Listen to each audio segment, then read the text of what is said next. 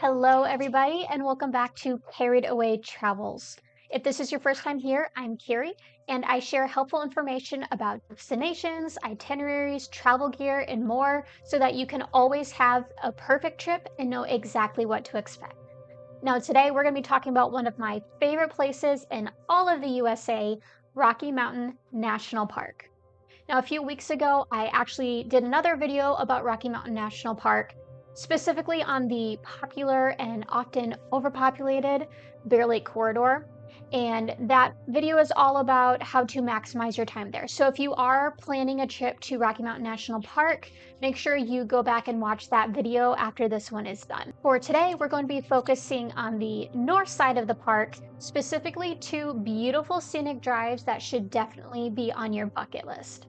Now, it's really not uncommon for a national park to have at least one scenic drive, but even in some place as beautiful as Rocky Mountain National Park, not all roads are created equal.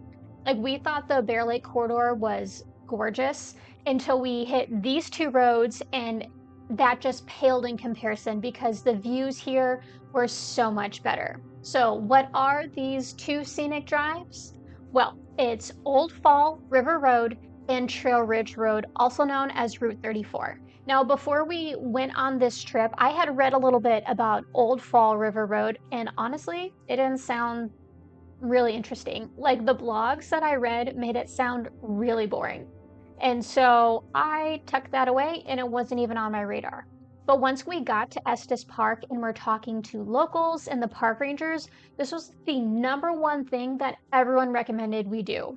We got very few trail recommendations, but everyone said we needed to drive up Old Fall River Road. So obviously we took their advice and went to check it out. There is actually an order that I recommend you doing these scenic drives in, and that is because they make a really nice loop when you do them the right way.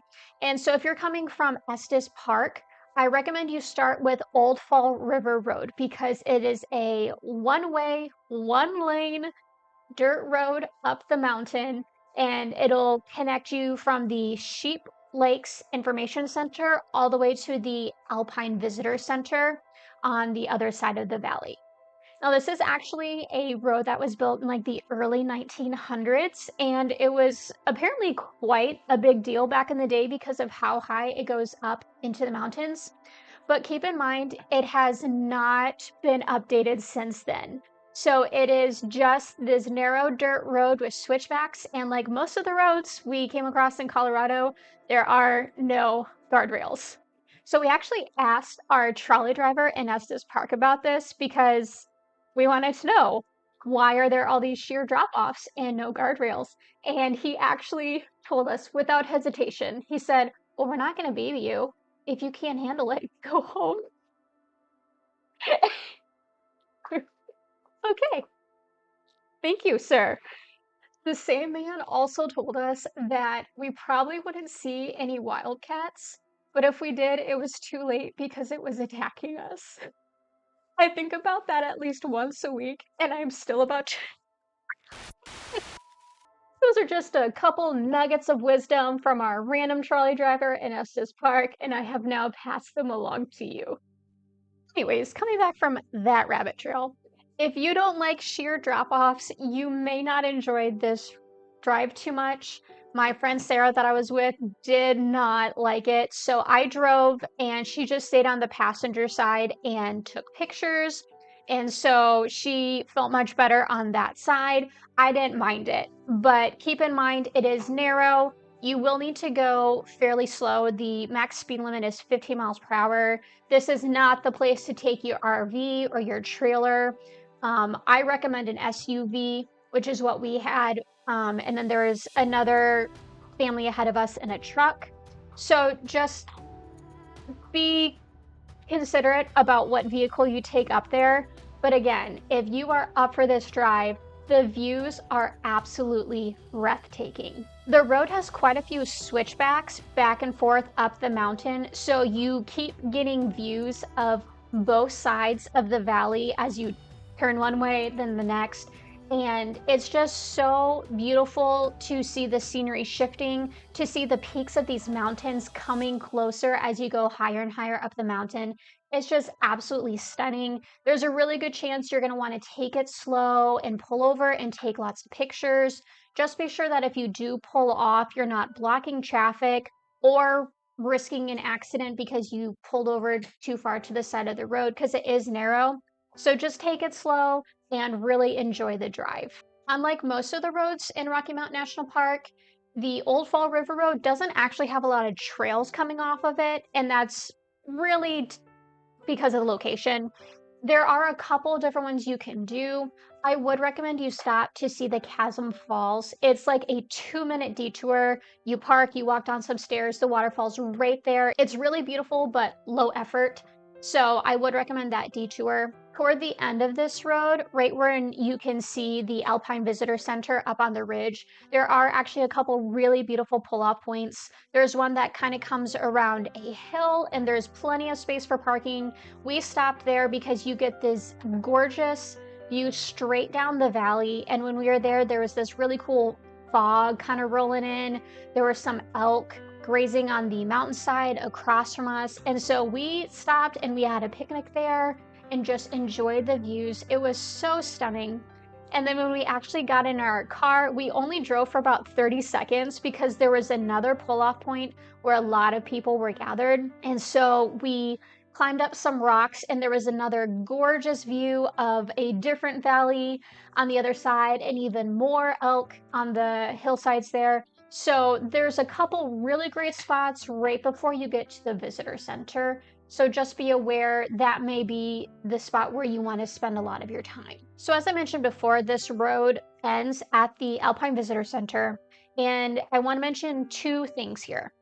One, it comes in the back side of the visitor center, right to the parking lot. And there is a ginormous pothole that I did not expect.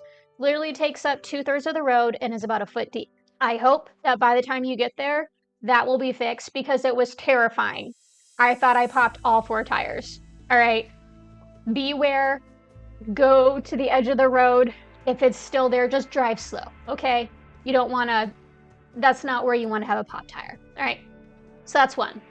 Two, while this road is beautiful, because it is so narrow and kind of isolated, there are no facilities along this entire 9-mile stretch. So there's no food, water, bathrooms.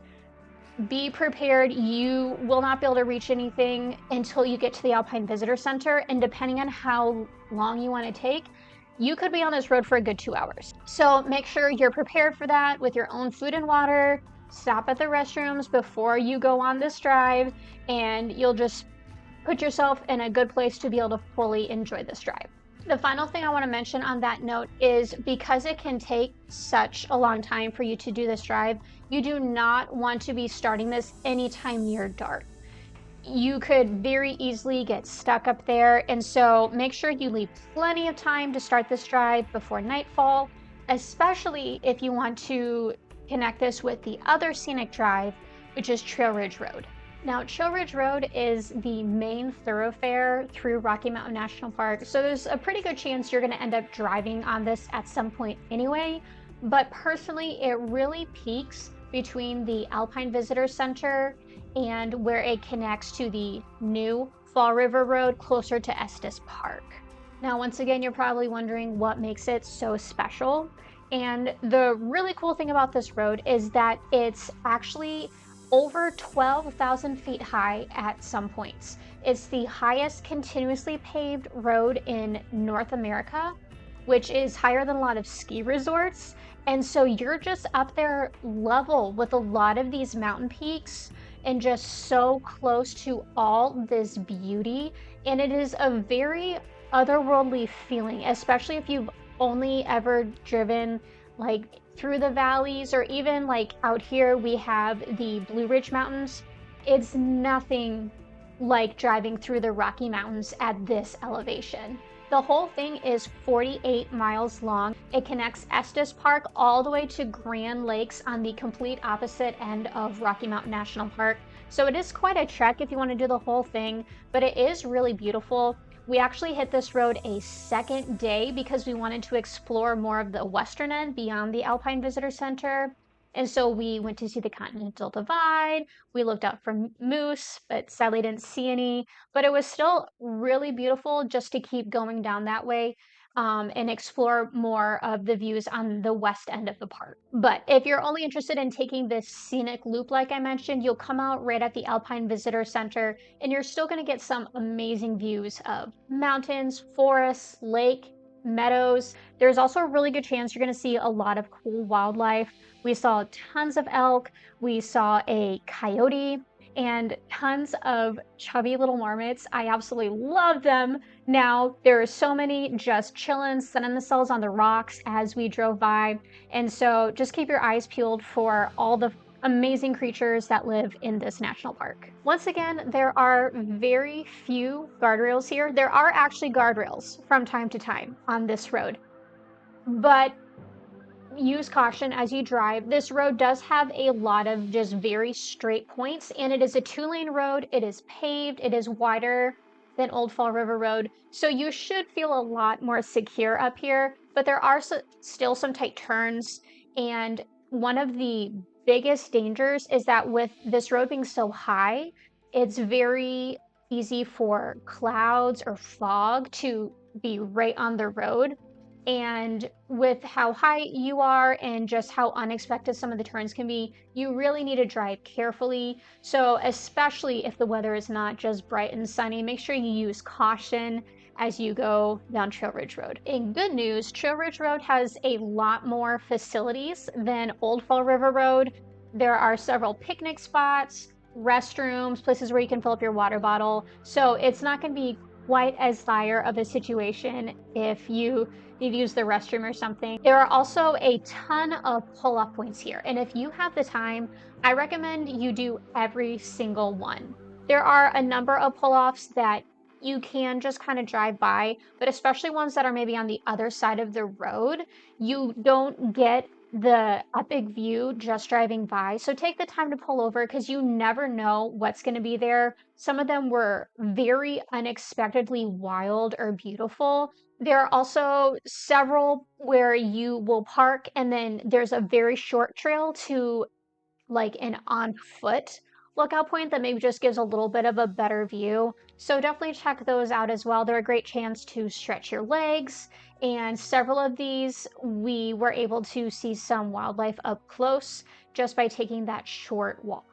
One final thing I want to note here is that because this is the main thoroughfare through the park, there are a lot of trails that connect off of this road. And so you can find however many you want to just go and explore. But with how high it is here, you have to be really careful when you leave to make sure that you're prepared. Make sure you have plenty of water with you. Make sure you have layers and rain gear because the weather can change so quickly.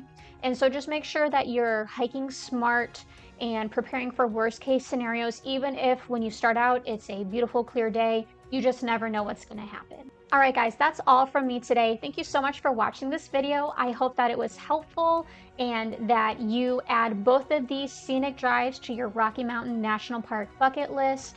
I guarantee you will enjoy them, and they're just a great way to break up your hikes, especially if you want to keep the fun going, but maybe you're a little tired. This is a great chance to give your legs a break. And you'll also be very close to some beautiful trails whenever you're ready to go out and explore some more. If you want to read a little more about both of these trails, I do have a full blog post at cochraneriding.com on the Carried Away Travels blog. Please go there and check it out. If you enjoyed this video, please give it a thumbs up. Leave me a comment if you feel like it. I love to hear from you guys. And don't forget to subscribe to the channel before you leave and help support me.